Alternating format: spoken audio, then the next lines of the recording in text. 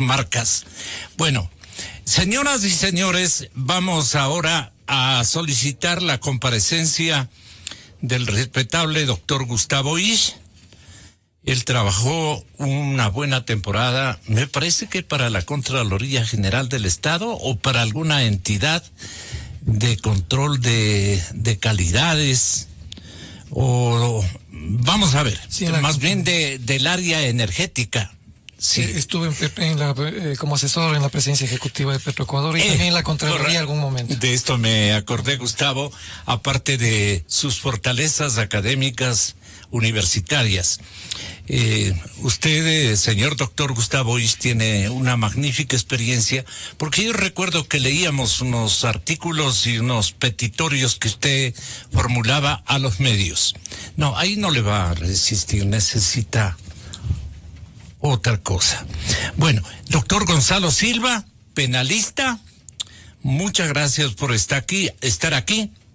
Doctor Silva, estimado tocayo, con el respeto a su profesión y a lo que usted ha construido en prestigio y en conocimientos, estamos confiados de que también su generosa asistencia va a permitir a la ciudadanía darse cuenta de el engaño que ha sufrido el Ecuador de parte de las manos sucias que aludían los Alvarado respecto de esta firma, entiendo que es norteamericana, la Chevron.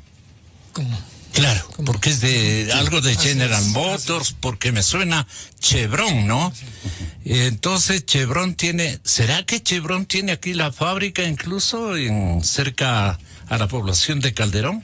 ¿Es Chevron lo mismo que General Motors o cómo es la casa que distribuye Chevrolet? Estéme consultando adecuadamente para no cometer errores. Esto podemos en el internet ubicar adecuadamente. Bueno, el gobierno acusó este 6 de septiembre al régimen de Rafael Correa, este gobierno del presidente Moreno, con toda razón. Acusó al régimen de Rafael Correa y este rápidamente sale con una convocatoria, todos a marchar contra Moreno. Rápidamente el hombre. Rafael Correa es acusado de no haber defendido los derechos del país y de las comunidades dentro del litigio en contra de la petrolera estadounidense, estuve no acertado, la Chevron, y anunció que ha pedido al procurador que tome las acciones para sancionar a funcionarios que generaron daños en función del principio del derecho de repetición. Señor procurador, según Eduardo Jurado, un hombre en el que hay que creer, Eduardo Jurado es el secretario jurídico de la presidencia. No muy bueno para exponer, ¿no? Pero en cambio muy bueno para actuar, es mucho más ejecutivo, administra bien las emergencias y sugiere pasos mucho más concretos, no repetitivos ni copiados a los antecedentes que han primado mal. Jurado viene con otras ideas y entonces eso es bueno. Y los dos jovencitos que le están acompañando al señor presidente de la República, la señorita ministra de Interiores, así como su colega y amigo, fundador de un movimiento, el señor Roldán. El señor Roldán, ellos han cambiado de chip y se los ve más listos para cometer en soluciones, no en crearle más conflictos al señor presidente. Porque el señor presidente es tan limitado como cualquiera de nosotros. Él tiene una buena preparación global de las cosas. Ha estado ya en el poder también unos 11 años, ¿no es cierto? De cualquier manera ha estado en el poder. Pero él no ha tenido una praxis más perseverante, digamos, en puestos de decisión. Porque Correa no le dejaba, pues le arrebataba todo. Y entonces él tenía que estar lidiando ahí en la presidencia de la República y a veces reclamándole en voz alta, de lo cual fuimos testigos de algunos periodistas algunas oportunidades. No reclamándole, él no utiliza pues un estilo drástico ni cosa por el estilo, pero haciéndole ver cosas. Y a Correa eso no le agradaba para nada, pues no, él es el dueño de la verdad. ¿Sí se acuerda, expresidente, cómo era usted con el presidente Moreno? No le dejó actuar como verdadero vicepresidente. No, tenga la bondad de aclararle a la población, ¿no? Al periodista, cómo fue su relación administrativa y de colaboración con el actual mandatario. De manera que usted ahora no tiene ninguna facultad, nadie le ha otorgado para que le tome cuentas. Ahora él es el presidente de la República y usted tiene que respetar medianamente por lo menos sus procederes. Hace de la mejor manera o entiende que hay que hacerlo bien. Según Eduardo Jurado, secretario jurídico de la presidencia, el mal manejo del caso Chevron podría llevar a Ecuador a perder este juicio, para que me entienda todo el público, a perder la causa que la transnacional presentó en contra de Ecuador, o sea, el juicio que aperturó en escenarios internacionales la firma Chevron contra el Estado ecuatoriano y que involucra un pago de 9.000 millones de dólares. Jurado se quedó frío con reportes de esa área jurisdiccional internacional que seguramente, doctor Silva, le dijeron: están perdiendo el juicio, están perdiendo el proceso. No sirvió lo que hicieron los hermanos Alvarado, gastando semejante cantidad de dinero, trayendo disque espontáneamente a las estrellas de Hollywood. El mecanismo que utilizaron. ¿Usted recuerda, doctor Silva? Buenos días, bienvenido. Gracias, Gonzalo, por la invitación. Un saludo cordial a Gustavo y a la ciudadanía. Le vamos a saludar al compañero Marlon Puertas en Guayaquil. Por supuesto, un saludo cordial para Marlon en la ciudad de Guayaquil. Agencia Focus, plataforma Focus. Mire, Gonzalo, todo principio tiene un fin, todo alfa tiene un omega. Aquí prepararon los manuales legales para satisfacer la concupiscencia delictiva, toda esta clase de sinvergüenzas o de rateros que han destruido al erario nacional. Y voy a resumir en 2 palabras la Constitución del año 2008. Base consustancial para el Código Orgánico de la Función Judicial del año 2009, en el que se liquidó competencias y jurisdicciones establecidas, derogaron a la Ley Orgánica del Ministerio Público y a la Ley Orgánica de la Función Judicial, sometiéndoles a todos a un solo cajón de revisión, revista y resolución, que fue el Consejo de la Judicatura. Posteriormente, en el año 2010, la Corte Nacional dicta una resolución con el carácter de ley, ¿cierto?, mediante la cual se dispone que todos los juicios de peculado y de los anuncios de juicios de peculado y enriquecimiento ilícito debe preceder el informe de Contraloría, es decir, una procedibilidad. Mire usted cómo se siguen cubriendo ya. Entendí de que esto se iba a eliminar ya con el Código Orgánico de el Código Orgánico Integral Penal del año 2014. No, le implementaron como norma. O sea, el cuadro es general para satisfacer todas estas concupiscencias a las que me refiero. Bien. Entonces nos encontramos con que en el año 2009 ya le eligen, o 2008, al procurador a dedo, porque es a dedo, es parte de la hermandad de ellos, pues, ¿no es cierto? A dedo. ¿A quién se refiere? Al doctor Diego García Quera. Okay. Claro, ¿por qué? Porque la Constitución ya prevé de que es el presidente el que le envía la terna para la calificación, entonces le envía a su amigo. ¿No es cierto? ¿A quién más envía? Hijo de buen padre, no obstante, yo no estoy para juzgar a padres ni a madres, porque por buenos padres, pero malos hijos. Tico salió medio dañadito. Bueno, vea. Entonces, ¿qué es lo que acontece? Le designan a este señor. Y este señor se ha encargado durante todo el tiempo que estuvo en la Procuraduría, y que menos mal ya no está, y hoy está representando la Procuraduría General del Estado un caballero, hijo de un cronista de Quito, como era el doctor Jorge Salvador Lara y el doctor Salvador, actual procurador, que es otro tipo de persona, de talante y hasta de estatura, ¿no es cierto? Entonces, ¿qué es lo que acontece? De que este señor García contrataba a medio mundo de abogados, direccionados entre ellos, para empatar, para perder o para allanarse en las causas. En todos los casos. Y en la mayoría, Gonzalo. Y tan cierto es el ejemplo de que en el año 2010, la corte que le estoy manifestando del año 2010, que se pronunció con esa resolución que requería hacer los requisitos de posibilidad o para los peculados y enriquecimiento ilícito,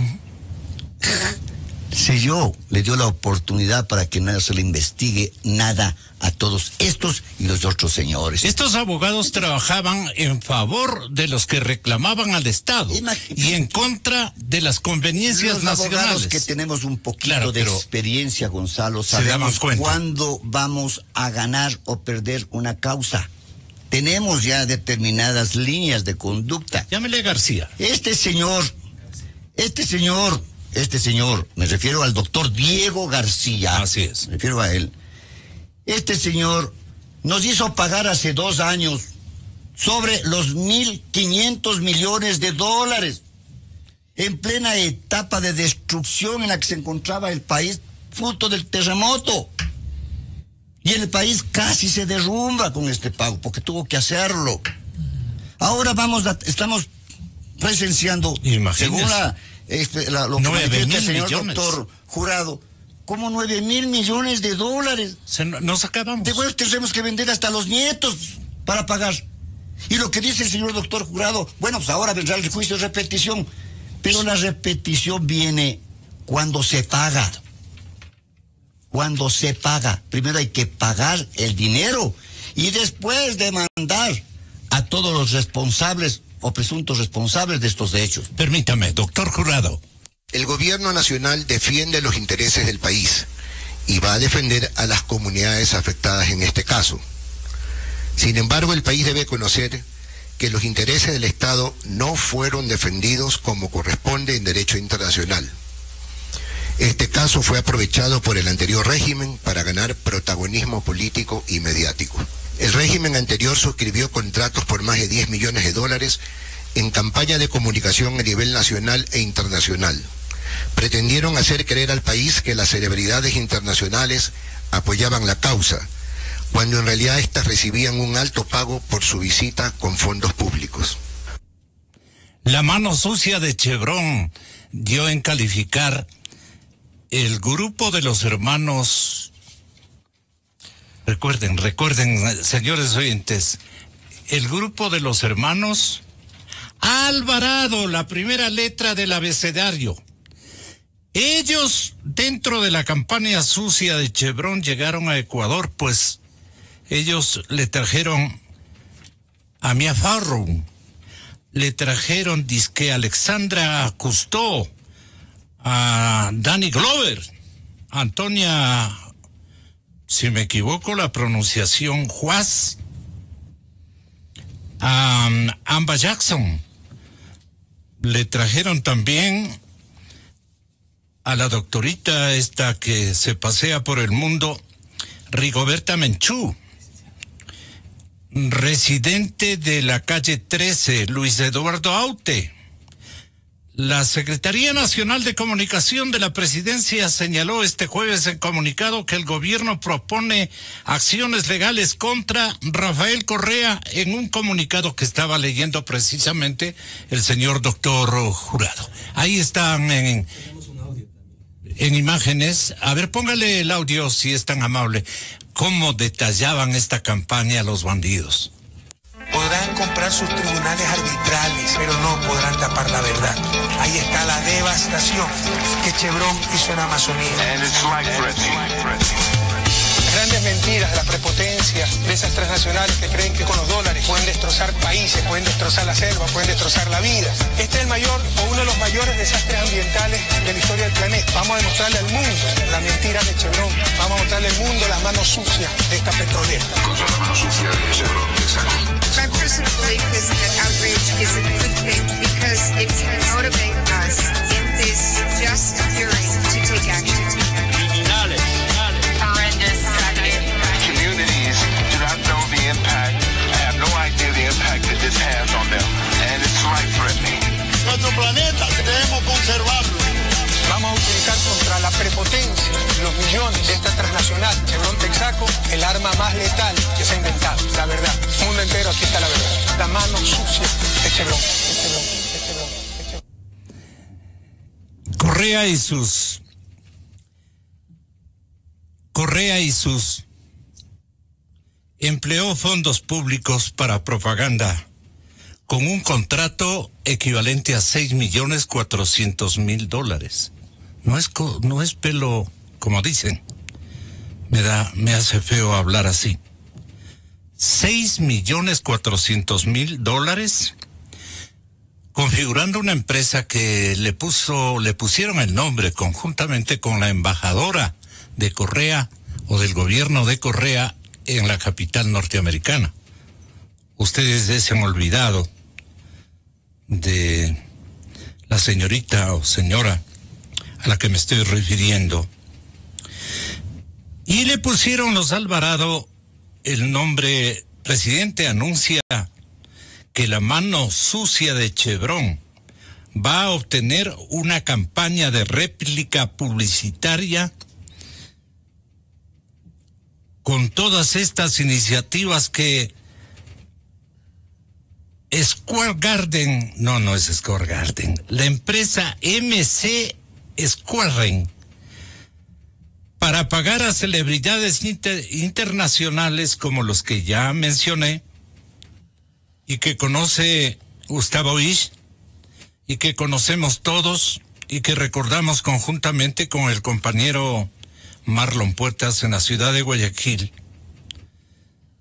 que recuerda el doctor Gonzalo Silva, a quien le vuelvo a motivar para que tenga la bondad de hacernos caer en cuenta que estas celebridades internacionales dizque apoyaban la causa de manera espontánea, gratuita. ¿Generosos con quién? Ni con ellos. Hemos pagado millonarias cantidades de dinero, ¿no es cierto? O sea, fueron pagados que vinieron. Pero por supuesto, claro, ni vinieron. Porque algunos de ellos les hicieron devolver a otros. 6.400.000. Sí, pero esto ya se conocía. ¿Qué hizo la fiscalía de aquel tiempo? Nada. ¿Y qué hace la actual ahora que ya es pública aún más el anuncio del señor doctor Jurado de la presidencia de la República? Usted, aquí no se necesita. Pero usted le estaba alabando al actual procurador. Al procurador actual, pero actual le digo. No hace nada. No hizo nada. Contralor, al anterior fiscal. El fiscal. El fiscal, claro. El señor procurador. ¿Quién era el fiscal en ese tiempo? ¿Qué sonó esto? Chiriboga. Y después Vaca también, que conocía todo eso particular. Y el asesor de Correa. Y el actual que también conoce, pues. Y a propósito, ¿dónde estará? No sabemos, ya no se le ve. Bueno, está enfermo. Bueno, no sé, qué pena. El problema nace ¿en qué? En que esto ya es público, Gonzalo. Más todavía.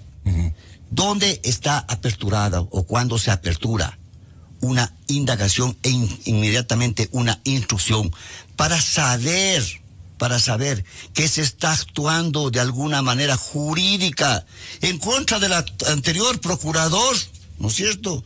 Y de quienes firmaron todos estos contratos, ¿no es cierto? Tiene que solicitarse ya medidas cautelares reales y personales una vez de que se formule cargos, porque de lo contrario se han de largar, perdónenme la ciudadanía, la terminología, pero es propia. Así entendemos los que somos de barrio. Entonces, y saben también estos que largándose ya no van a pagar, porque no hay medidas que les suspendan. ¿Usted recuerda, doctor, que también, en este caso que la academia recuerde, Permítame para que todos intervengamos con su venia, doctor. Ricardo Patiño era el canciller de la República. ¿Qué papel desarrolló él? ¿Suscribió él también un contrato por $2.500.000 con una empresa de comunicación para pagar viáticos, para pagar viajes de figuras públicas internacionales? A él le culpan, Ricardo Patiño.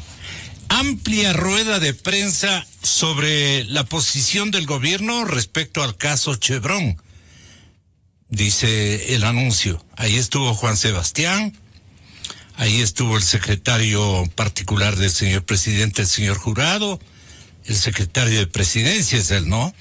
Pero estaba también el presidente, el secretario particular, que es Juan Sebastián Roldán, y bueno, otros altos funcionarios. Las comunidades ganaron el caso en cortes locales que llevó el juicio al campo internacional. En el 2010 la Corte de La Haya emitió un fallo argumentando que se violentó el tratado bilateral de inversiones con Estados Unidos, además del derecho internacional. En el 2014, la Corte de Nueva York decidió que la demanda en contra de Chevron era producto de un fraude y no podía darse. El fallo de la Corte acusa al abogado de los demandantes de violación de la ley y prohíbe la ejecución del fallo en Estados Unidos. El mismo año la Corte Chevron, la Corte más bien Suprema de Holanda, la Corte Suprema de Holanda ratificó la decisión del arbitraje solicitado por Chevron en contra de Ecuador. Y en el año 2015, la Corte Penal Internacional dictó veredicto a favor de la petrolera. Comillas, el gobierno nacional defiende los derechos del país y de las comunidades afectadas en este caso. Sin embargo, el país debe conocer que los derechos de Ecuador no fueron defendidos conforme al derecho internacional. Estas son expresiones de ayer del señor secretario general de la administración, el doctor Jurado. Hay que creer en él. Gustavo. Buenos días, Gustavo, y ojalá se integre también este momentito el respetable compañero y amigo Marlon Puertas. Tenga la bondad, Gustavo. Muy buenos días, Gonzalo, gracias por la invitación. Un saludo a la audiencia, un saludo también para Gonzalo. Él es Gustavo Ish.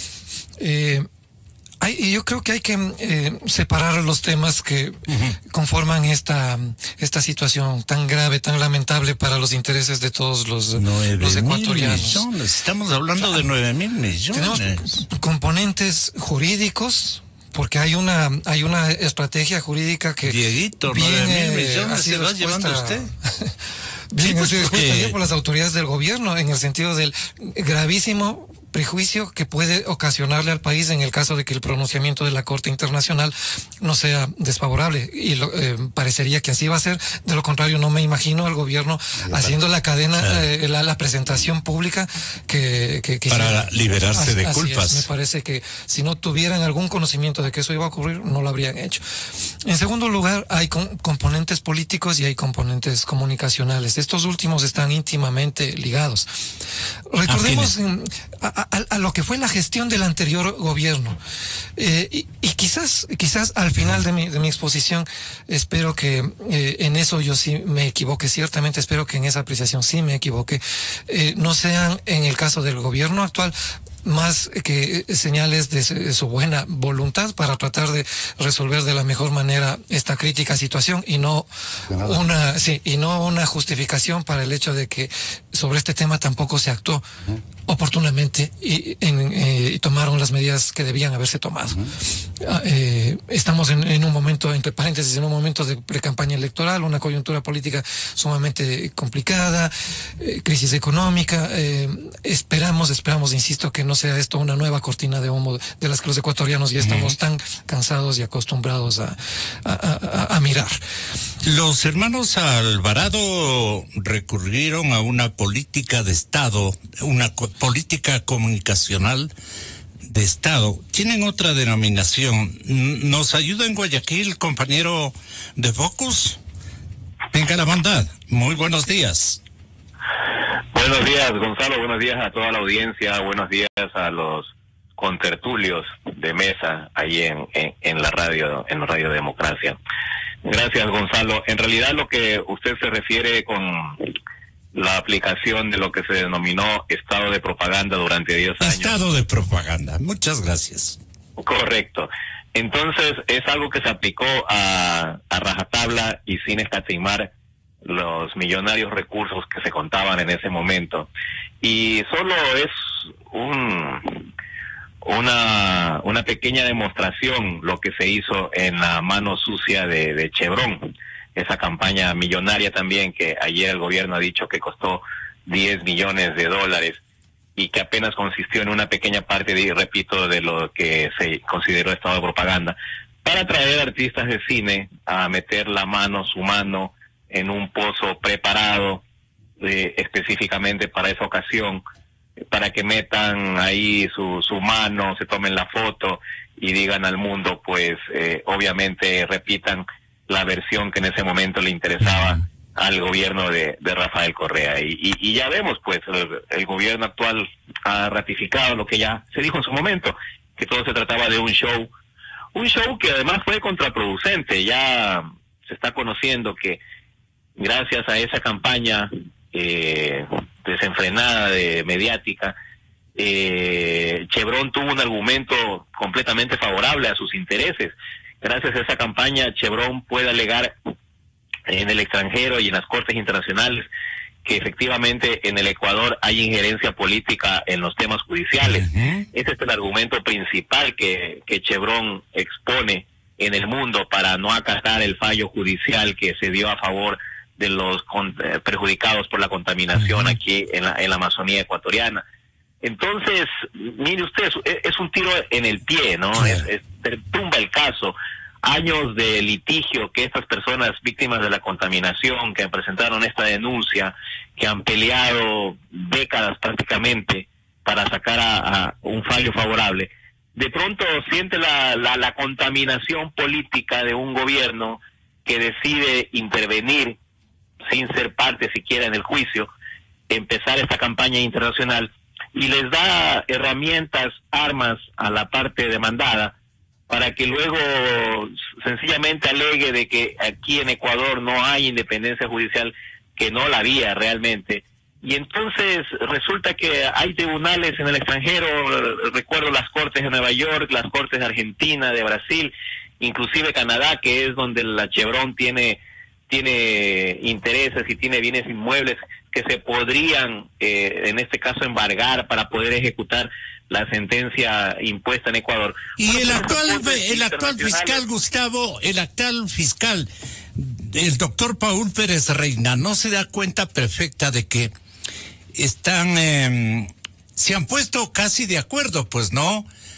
Los hermanos Alvarado con la firma Chevron. El presidente conocía seguramente de este particular, era una envoltura que nos querían vender, y ellos también ganarse un millonario, ¿qué se podría decir?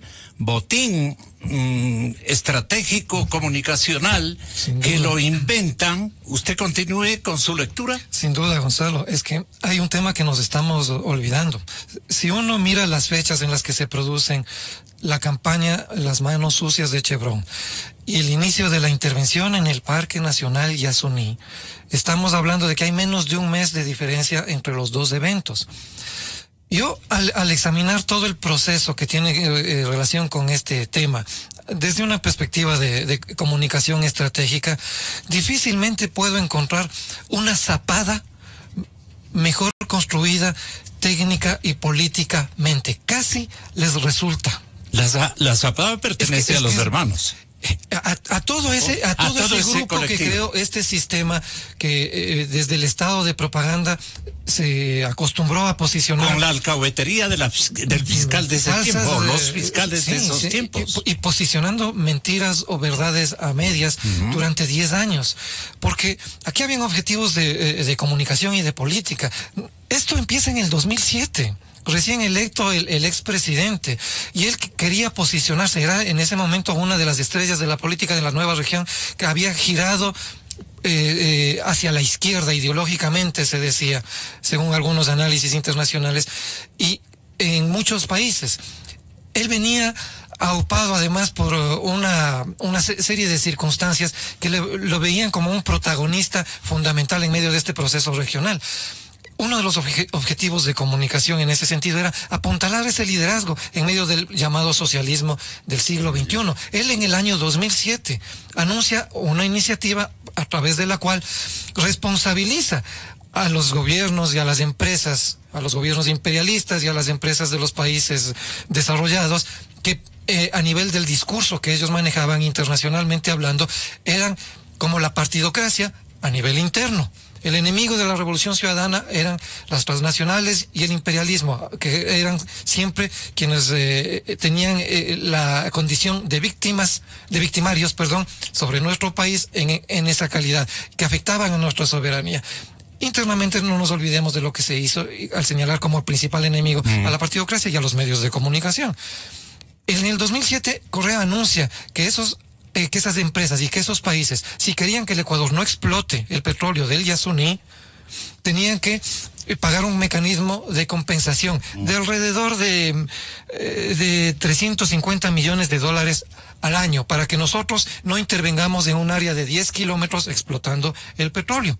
Estábamos hablando ahí de alrededor de 856 millones de barriles de petróleo que nos comprometíamos a dejar bajo tierra, si es que la comunidad internacional, el imperialismo y las empresas transnacionales nos facilitaban ese mecanismo de compensación. Obviamente, el mundo dijo, nos parece muy interesante, pero ¿cómo van ustedes a controlar? ¿Cómo vamos nosotros a saber que los ecuatorianos están utilizando adecuadamente esos recursos? Por lo menos habrá que crear un fideicomiso. Por lo menos nosotros que vamos a ubicar esos recursos económicos deberíamos estar alrededor de este tema. Y el gobierno ecuatoriano obviamente se los negó. Dijo que ese era un tema de absoluta soberanía. Luego había otra condición. A Correa le interesaba posicionarse también en su imagen política como un líder en la protección medioambiental. Pero lo que se escondía detrás de todo esto, sin duda, era la intención de ya empezar a explotar el Yasuní. Porque cuando me parece que fue el 15 de agosto del año 2013, Correa genera una gran cadena nacional y dice, el mundo nos ha fallado. Le echa la culpa al mundo de que el mundo no nos quiso dar la plata para dejar nuestro petróleo en el Yasuní, cuando ese debió haber sido un compromiso del gobierno ecuatoriano, porque no teníamos por qué exigirle al mundo que nos pague por algo que a nosotros nos correspondía hacer en nuestro territorio. Y menos de un mes después, el 17 de septiembre del 2013, inicia la campaña La Mano Sucia de Chevron, para bajar el nivel del rechazo social y político que generó la primera medida, el anuncio del fracaso de este proyecto internacional, y empezar la explotación en el Yasuní. Lo que se llega a conocer posteriormente es que eso no empezó en septiembre de ese año, que ya había estructura montada en el Yasuní desde mucho tiempo atrás para afectar los 3 campos que ahora conocemos están siendo intervenidos. Y la estrategia, no obstante, la concibe el creativo. El creativo que le ha hecho firmar todo a su hermano Fernando, cuando él es el principal, pues, el que concibe todo este conjunto de mecanismos y estratagemas que han exhibido con vivacidad, con mucho aliento. Es obra de Vinicio Alvarado, no, claro. Dice Gonzalo, por eso que el otro hermano es el más preocupado. Ahora, claro, a esa persona está este momento con 11 informes de Contraloría con Y es que indicios de faltan los del responsabilidad puntito. penal sobre algunos casos, aparte del de Max Square. Es decir, es una situación sumamente grave la que está enfrentando. ¿Quién esta persona. intervino como embajadora? También le En acusó. ese entonces estaba Natalie Celi. Ya. Ella fue la que generó la conexión, hasta donde yo entiendo, la Secretaría Nacional de Comunicación tramitó los $6 millones, ellos los recibe como embajadora, Okay. y desde ahí se paga a la empresa Max Square, que además, para ejecutar toda esta campaña, estaba obligada a presentar en los Estados Unidos, de acuerdo a la ley FARA, un informe inmediato del uso que esos recursos iban a tener, porque la ley estadounidense es mandatoria en ese sentido. Los países que hagan campañas en Estados Unidos tienen que reportar los motivos de esas campañas, del uso que se les da a esos recursos, de la manera en que están siendo utilizados.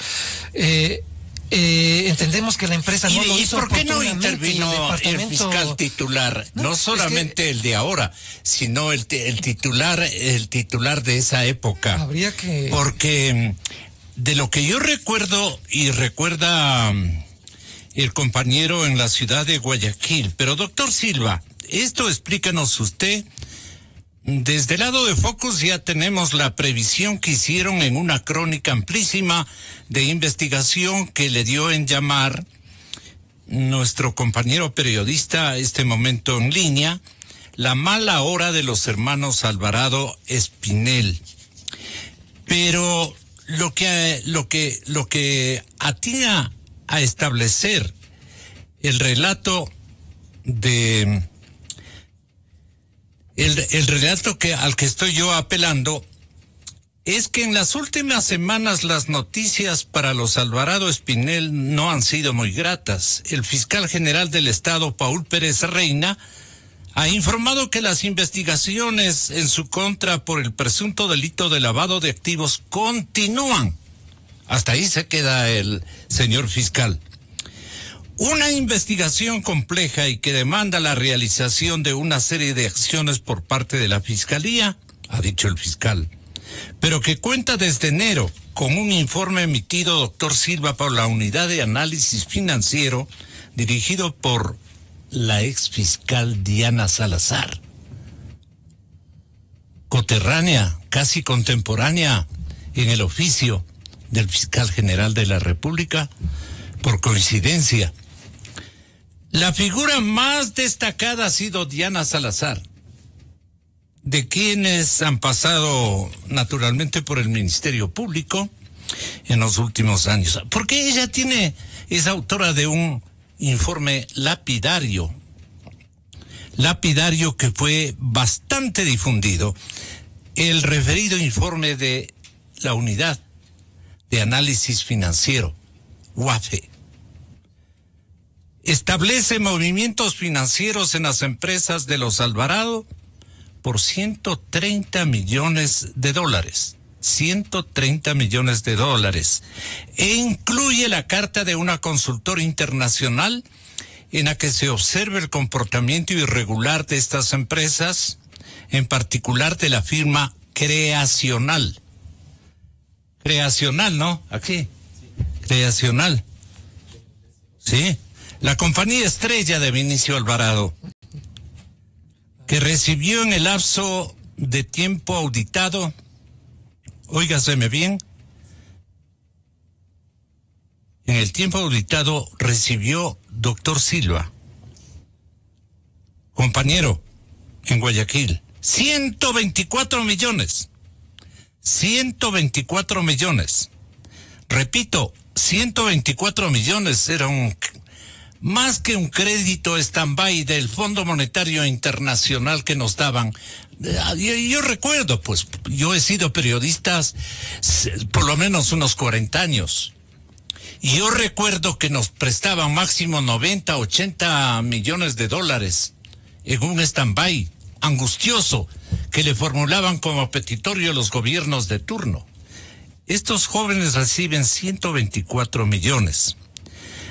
Las observaciones de Diana hablan de corrupción y lavado de dinero. El informe es detallado respecto al crecimiento de los negocios familiares. Nos explica el doctor Silva en compañía también de el compañero periodista. Tenga la bondad, doctor. Mire, Gonzalo, el informe de la señora doctora Salazar, doctora Wafman, ¿qué reúne? Es un informe ya decidor, ¿no es cierto?, en vista del estudio que ha de haber efectuado sin duda, los antecedentes que ha de haber recuperado para haber emitido su estudio. Basta era eso, señor licenciado Rosero, basta era eso, para que se convoque audiencia de formulación de cargos por parte de la Fiscalía. Aperture una indagación de un día, incorpore la documentación y formule cargos y se ordene, se insinúe por parte de la Fiscalía para que el juez ordene las medidas cautelares y reales. Por semejantes valores. Presentación, grillete. Cuando por 3,000, por 4,000, por 5,000, por $368 les tienen prófugos a gente que se acusan de peculado, varios sinvergüenzas fiscales incluidos, que se encuentran actualmente también en el ejercicio de su función. Eso es inmoral. ¿Y qué han hecho los doctores Merlo y nada. compañía? Cuando se llega a la Fiscalía General, saldrán como ratas solitos, por un lado. Por otro lado, ¿qué se ha hecho en contra del doctor Diego García?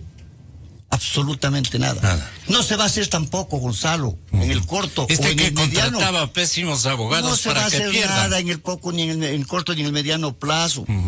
Incluso le bloquearon en el mismo Congreso Nacional a una petición formal de una legisladora de fuste y de calidad como la señora ingeniera Mae Montaño, que insinuó el juicio político en contra de este señor.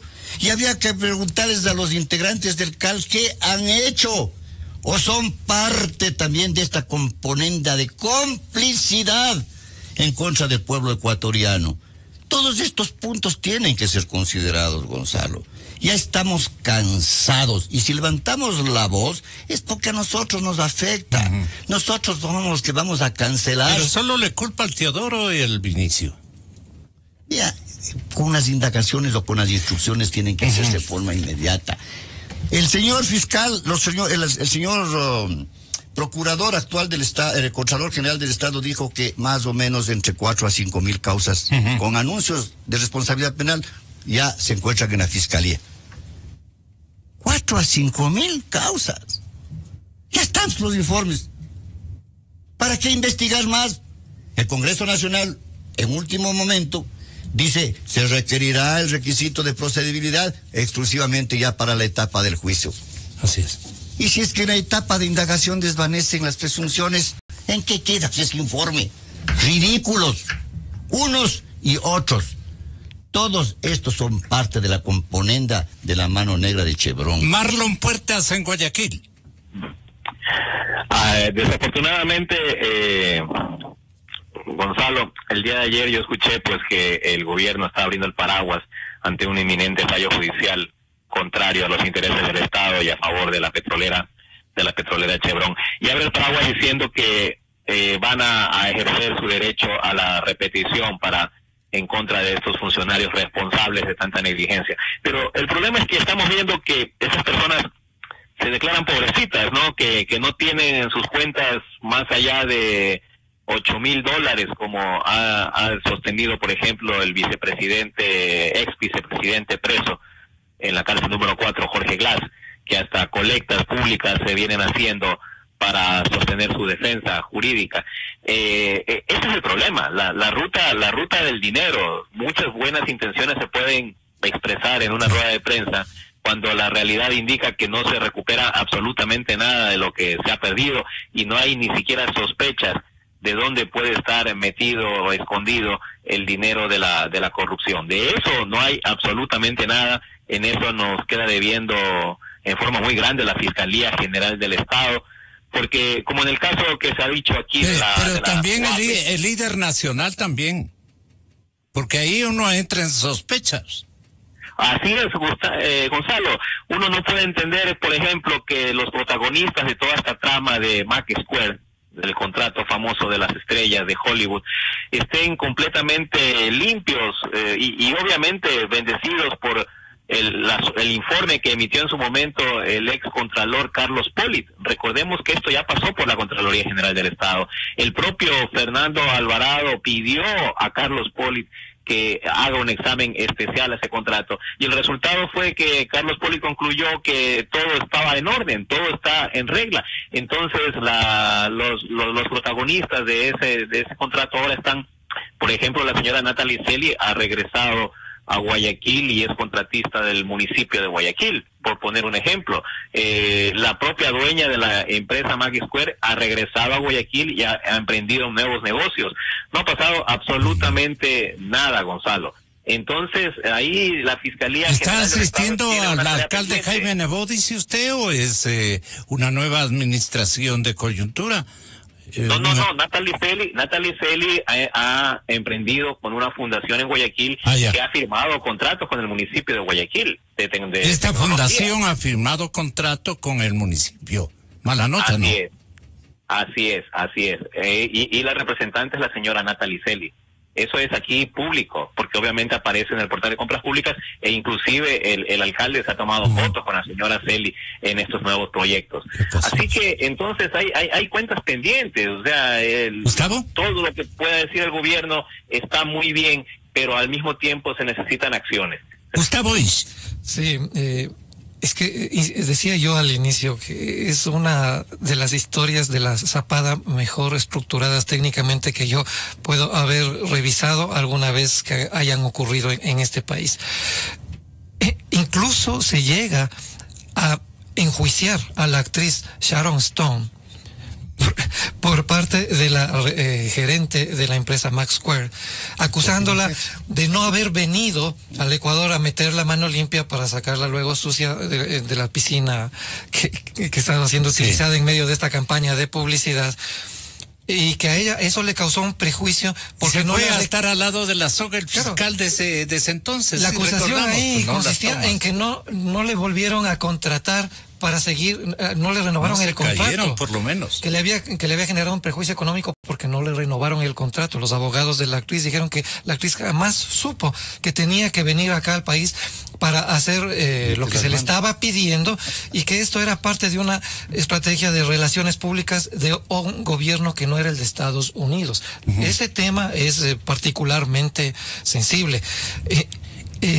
Toda esta cadena de acontecimientos, toda esta cadena de sucesos incluyen un sistema que pasa por lo judicial, Procuraduría, Fiscalía, el manejo de los medios de comunicación, la estrategia publicitaria, y que tenía finalmente, más allá de lo económico y de la posibilidad de explotar el Yasuní, como ya habíamos mencionado, que además ya había estado en curso, no es que inició recién cuando el expresidente lo dijo. En Guayaquil, ustedes en la prensa, ¿qué comentan? Perdone por la interrupción. Perdóneme, Gustavo. ¿Qué comentan los periodistas guayaquileños respecto a si es un camino culebrero o es una gran autopista del dinero que están lavando o que ya han lavado? ¿Dónde está depositado este dinero y por qué se hacen los de la actual administración, tanto de estamentos ejecutivo-administrativos, que salen periódicamente con ruedas de prensa explicando yo no fui, esto han hecho y todo lo demás, al tenor de un proceso de litigio político de liderazgos, en el mejor de los casos, en la cúpula de Alianza País? Unos saben los milagros de los otros saben de los unos. Doctor Silva, ¿cómo? Pero la pregunta era para el periodista guayaquileño Marlon Puertas. Perdón, ya le... Sí, Gonzalo. Bueno, hay una total incapacidad por parte de las autoridades del Estado con la competencia para seguir la ruta del dinero. Yo no sé qué estamos esperando aquí a que tengamos un Pero es que no hay evidencias, le pueden decir, Marlon. Estamos esperando que sea un chofer de alguna alta autoridad que haya escrito en un cuaderno como los cuadernos de los Kirchner en Argentina, para que nos den contando en dónde han escondido la plata. Yo tengo esperanzas, Gonzalo, que actualmente, justamente estos días, están en Londres una delegación del comité, del Consejo de Participación Ciudadana encabezados por el doctor Trujillo, quien además está acompañado de la doctora Diana Salazar, que han viajado a Londres justamente para preguntarles allá a los ingleses cómo hacen ellos para rastrear el dinero mal habido, el dinero producto de la corrupción que se encargan de lavar precisamente alrededor del mundo los responsables. Entiendo que están y allá, depositan ante ellos. que están preparándose justamente y capacitándose para poder aplicar eso acá en el Ecuador, porque está muy hablado esto, está muy hablado, se lanzan cifras, se dicen que son 30.000 millones de dólares que se los han llevado a los bolsillos, pero resulta que no se recupera absolutamente nada. Entonces la gente ya está empezando a perder la paciencia realmente y a exigir que ya se empiece a embargar, que se empiece a recuperar efectivamente todo lo que se llevaron. ¿Qué procesos se pueden impulsar, doctor Silva? Tragado el mundo toda esa cantidad de plata, porque es una cantidad importante. Eso tiene que verse reflejado en propiedades, en cuentas bancarias. En algún lado eso tiene que estar, Gonzalo. Gracias. Lo que manifiesto, Gonzalo, tiene que aperturarse en forma inmediata las instrucciones fiscales y solicitarse medidas cautelares y reales. Al menos aseguremos lo que hay aquí, ¿no es cierto? Sí. Y preocupémonos con la cooperación internacional. De que complementen. Se siguen llevando, se siguen donando, se siguen distribuyendo. Hay testaferros en cantidades que la Presidencia de la República manda un proyecto. Ahí hay un fondito. Señor, que es un fondo terrible. Búscale ese fondito que quedó pendiente. El 20%. Debe ser, ¿no? Hay una especie de liga delincuencial que sigue funcionando y por eso se han quedado en puestos claves para preservar, digamos, que ese dinero no sea descubierto, qué sé yo. Entonces, aparte de lo que nos han hecho, que nos hagan los tontos, es una cosa muy desagradable, ¿no? Porque la inteligencia ecuatoriana, la inteligencia de nuestra gente, aunque somos también agentes de habladurías muy de vez en cuando o reiteradamente, pero es del desespero en ausencia de un reporte informativo del gobierno actual, pues. Estoy haciendo esto concretamente y vengo en conocimiento con el Consejo de Participación. Y ya le han de querer votar al doctor Trujillo. Y lo van a lograr. ¿Cuánta gente y cuánto dinero está en este momento en los bancos suizos, en los bancos europeos, en los bancos norteamericanos? Ahí es de que alce la voz del señor Trump. Si en sus estados mismos hay 2 estados que han recibido dinero mal habido de todos los ladrones de Latinoamérica, todos los gobiernos del mismo tinte ideológico. Y entonces, ¿por qué coinciden que los socialismos están en estos apuros? Ah, no, pues es que es una treta en contra de los socialismos. No, yo conocí otro tipo de socialismos de gente honesta. Yo conocí a Oleas, yo conocí un montón de gente que han profesado para ellos una religión de ética que era el Partido Socialista en buenos tiempos. Juan Isaac Lobato. Juan Isaac Lobato, ¿quién va a decir una palabra de ese jurista espléndido? Telmo Hidalgo. Díaz. Sosa, Julio Sosa. Se han dado por ahí, ¿no? No, porque los conozco, son parientes. Muchas gracias. Gonzalo Rosero. Credibilidad incuestionable. Inicio de espacio promocional y publicitario.